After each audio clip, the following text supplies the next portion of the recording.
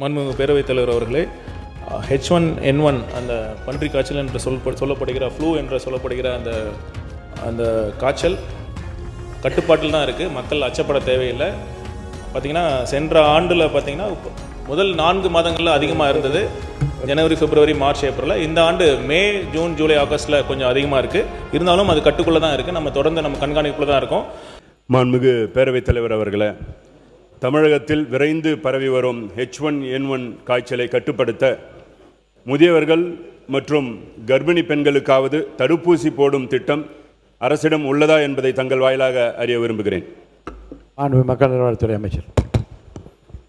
மாண்புமிகு பேரவைத் தலைவர் அவர்களே, H1N1 அந்த பன்றி காய்ச்சல் என்று சொல்லப்படுகிற ஃப்ளூ என்று சொல்லப்படுகிற அந்த காய்ச்சல் கட்டுப்பாட்டில் தான் இருக்குது. மக்கள் அச்சப்பட தேவையில்லை.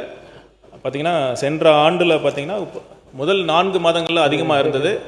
ஜனவரி, பிப்ரவரி, மார்ச், ஏப்ரலில். இந்த ஆண்டு மே, ஜூன், ஜூலை, ஆகஸ்ட்டில் கொஞ்சம் அதிகமாக இருக்குது. இருந்தாலும் அது கட்டுக்குள்ளே தான் இருக்குது. நம்ம தொடர்ந்து கண்காணிப்பில் தான் இருக்கோம். அதாவது நீங்கள் மாண்பு உறுப்பினர் சொன்னது போல் முதியவர்கள் மற்றும் கர்ப்பிணிகள் அவங்கள தான் அதிகமாக பாதிக்கக்கூடிய அந்த நோய் இருக்குது. அதை ஆய்வு செஞ்சு தேவைப்பட்டால் கண்டிப்பாக அதை தடுப்பூசி போடுவதற்கான பணிகளை நாம் மேற்கொள்ளும்.